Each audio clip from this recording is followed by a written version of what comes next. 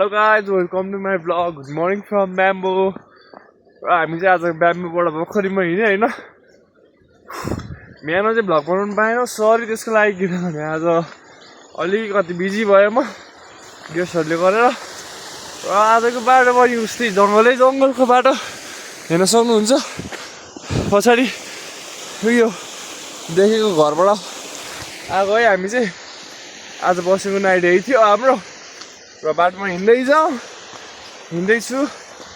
अनि हिजोको ब्लग चाहिँ लास्ट सिट थोरै भयो किनभने बनाउन पाएन, ब्याग धेरै त्यही माथि उकालो त्यसै थियो हैन।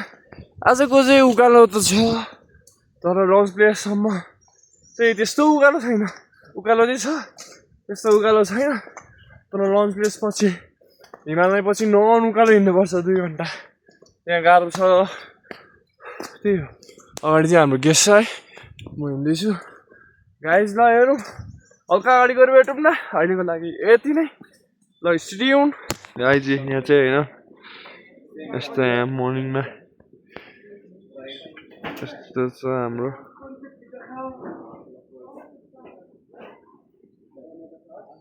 हाम्रो गेस्टहरू चाहिँ यसरी यहाँ गरिरहेछन् एक्सर्साइज मर्निङमा है। हाम्रो पोर्टरहरू यहाँ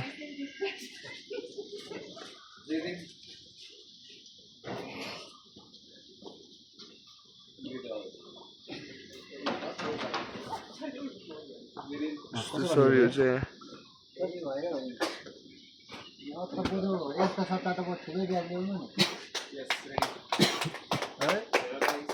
हेलो गाइज। ल म चाहिँ होइन हल्का ब्याम्बोबाट हिँडेको ठाउँबाट म लगभग 25-30 मिनट अगाडि आएर रेस्ट गरिसकेँ। भर्खरै रेस्ट गरेको, मेरो फर्स्ट रेस्ट हो यो होइन।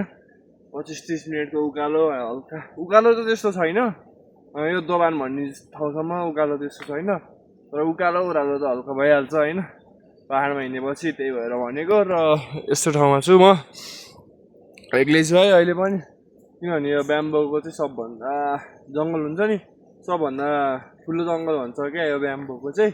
जुन एबिसी ब्याम्बो भन्दा नि एबिसी आउने बाटोको सबभन्दा जङ्गल घना जङ्गल चाहिँ यही हो है। अनि त्यही भएर हिजोको आएको पनि जङ्गल घना जङ्गल हो, यो पनि एकदम घना जङ्गलै छ, डर लाग्दो छ होइन। मैले भने त ब्याम्बोमा तपाईँको 7-8 बजेपछि लाइट नबाली हिँड्न मिल्दैन क्या, भालुहरू होइन अथवा अरू वाइल्ड एनिमलहरू आउने थाहा छ होइन। भेटेको कति मान्छेले भेटेको लाइफ छ, मैले नभेटौँला। त्यही भएर राति चाहिँ अलि हिँड्न दिँदैन क्या ब्याम्बोमा। 8-9 बजेपछि सिधै भित्र हो, लाइट बालेर निक्लिने हो। एकछिन कतै निक्ल्यो भने निक्लिनु त कतै होइन, कतै भन्नाले बाहिर क्या, टोइलेट जाने भयो भने है। र म चाहिँ यस्तो आएर बसिरहेको छु, रेस्ट गरिरहेको छु। गेस्टहरू आएको छैन, म चाहिँ धेरै अगाडि आइसकेँ। म अझै हिँड्थेँ तर अझै हिँड्न सक्थेँ तर गेस्टहरू आउँदैछन्। गेस्टहरूलाई चाहिँ हामीले वाटर ब्रेक दिइराख्नुपर्छ क्या, अनि वाटर ब्रेक दिइराख्नुपर्छ, गेस्टहरू त हिँड्न सक्दैन। त्यही भएर चाहिँ म एकछिन रेस्ट गरिरहेको छु, गेस्टहरूलाई कुरिरहेको छु। र म फेरि गेस्टहरूलाई वाटर ब्रेक दिएपछि फेरि म हिँड्छु डाइरेक्ट। सायद म चाहिँ दोबान पुग्छु होला, तर पुग्न त म अहिले पनि यत्तिकै रेस्ट नगरी पनि दोबान चाहिँ पुग्न सक्थेँ, तर गेस्टहरूलाई कुर्नुपर्छ। त्यही भएर अगाडि पनि गेस्टहरूलाई कुर्नुपर्छ होला सायद, त्यही भएर चाहिँ म अहिले कुरिरहेको छु। गेस्टहरू अहिलेसम्म आएको छैन। ल गाइस अहिले पछि अर्को फेरि म सुरु गर्छु ब्लग। अहिलेको लागि यति नै, स्टे ट्युन, गेस्टहरू आउँदैछ है। ल गाइस स्टे ट्युन, अहिले पछि म फेरि ब्लग बनाउने नै छु, हजुरहरू हेर्दै गर्नु होला। ल गाइस ल म चाहिँ दोबान आएँ फाइनल्ली। अहिले डाइरेक्ट रेस्ट नगरी एकछिन त रेस्ट गरेँ तर त्यहाँ भ्लग बनाएन मैले, सरी फर द्याट। र म चाहिँ अहिले यहाँ वेलकम टु दोबान है, दोबान आइसकेँ। र दोबान 2505 मिटर्समा छ र यो चाहिँ दोबान हो हाम्रो। यतै हाम्रो दाई, मेरो दाई यहीँ हुनुहुन्छ। ल गाइस म चाहिँ होइन दोबानबाट रेस्ट गरेर अलि माथि आएँ र तपाईँहरूलाई बाटो देखाउँछु यहाँको। यस्तै छ है, यो खोला भयो, पुलहरू यस्तो। अब मेरो क्वालिटी लो आए पनि होइन, फाइदा के छ थाहा छ गाइस, किनभने आइफोनबाट बनायो भने ब्लग सबले एक्सपेक्टेसन खोजेर आउँछन् के, तर एन्ड्रोइडबाट बनाएपछि त रियालिटी हुन्छ नि त। यसो छ है खोला यो पुल, अनि त्यही हो होइन त के कसो मेरो कस्तो आएर हल्का माइन्ड ब्लोइङ क्वेसन एन्सर ल यस्तो उकालो छ है हिँड्नुपर्छ अब गाह्रो छ खाना खाने ठाउँ त अब आजको लागि लाग्छ अझै 2 घन्टा 3 घन्टा नर्मली हिँड्ने मान्छेलाई अब यो गेस्टको सँग हिँड्यो भने 5 घन्टा पनि लाग्न सक्छ त्यसैले गाइस म चाहिँ हिँड्दैछु होइन दुईटा हाम्रो पोर्टरहरू आइरहेछ उहाँ छ होइन म चाहिँ ल हिँड्दैछु ल गाइस अलि माथि गएर भेटौँ ल अहिलेको लागि यतिमै किनभने खासै केही छैन वन जङ्गलको बाटो हो कति देखाउने बाटो एउटै छ त्यही भएर अहिलेको लागि यही पज गर्छु र अहिले पछि फेरि म भ्लगमा आइहाल्ने छु गाइस स्टे ट्युन गाइस म चाहिँ तल लोवर दोभानबाट सिधै माथि खाना खाने ठाउँमा आइसकेको छु र हाम्रो लन्च प्लेस है यो हिमालयन भन्ने ठाउँ यही हो वेलकम टु हिमालय 2900 मिटर्स ल यस्तो छ हाम्रो लन्च प्लेस चाहिँ यही ठाउँ हो होइन र यस्तो छ यहाँको ल गाइस म चाहिँ गेस्टहरूको लागि सबभन्दा छिटो आएँ र तल नेटवर्क नटिपेको कारणले हाम्रो लन्च पनि अर्डर छैन र अर्डर गर्नु पर्यो त्यसको लागि म अलि अगाडि जान्छु तपाईँहरूलाई म यो देखाइहाल्ने छु र त्यही हो गाइस भ्यूहरू हेर्नु सर र एकचोटि यस्तो हो अगाडि पछाडि तल खोला छ होइन खोला चाहिँ अलिक देखाउन मिलेन म लन्च अर्डर गर्छु र सिधै गाइस अब लन्च खाएर रेस्ट गरेपछि भेटौँला त्यसको लागि चाहिँ म रोक्नु होला ल गाइस स्टे ट्युन ल गाइस हामी चाहिँ अहिले यहाँ गुफामा आइसकेको छौँ होइन हिमालयनबाट अलि माथि र यस्तो छ यहाँको यस्तो भ्यूहरू केभ होइन बुद्धको केभ होइन यहाँ गुफा छ एउटा र पानी परेको मौसममा यस्तो छ भ्यू सिउ केही नदेखिने ड्याममा डुम्म हाम्रो फोटोहरू पनि आउनु भइसकेको छ र त्यही हो गाइस अब हामी चाहिँ देउराली पुग्न धेरै छैन आधी घन्टा हो यहाँबाट पानी परेको कारणले हामी एकछिन रेस्ट गर्दैछु र हेर्नु एकचोटि फेरि सर र सबैलाई यस्तो गुफामा छौँ र गाइस अब हामी देउराली पुगेपछि एउटा लास्ट ब्लग हुन्छ जस्तो मेरो डे 3 को त्यही हो आज चाहिँ हामी ब्याम्बोबाट देउरालीसम्म आइपुगिसकेको छ ल गाइस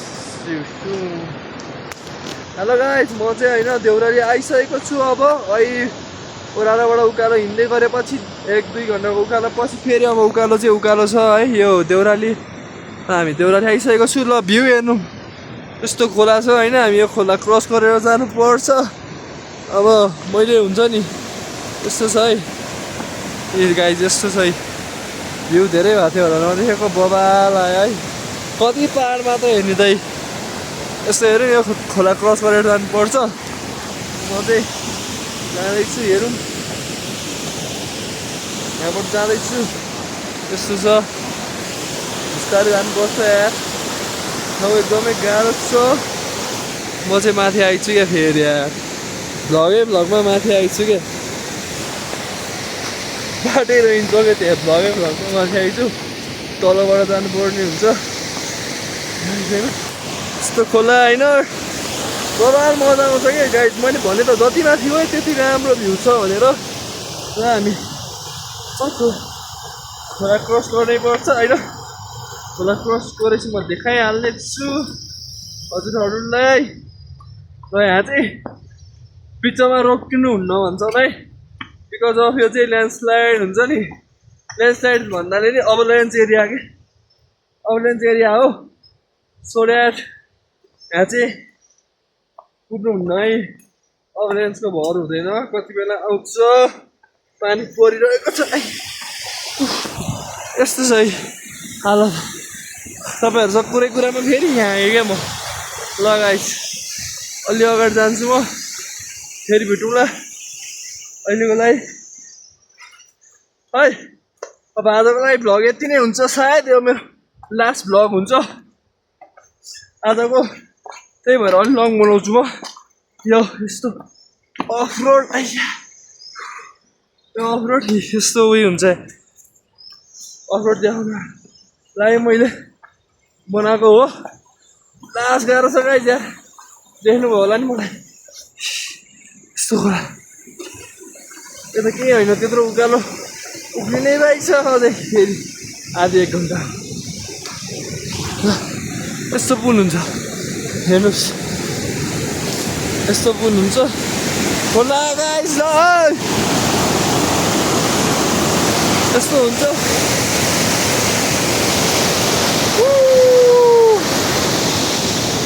दामी छ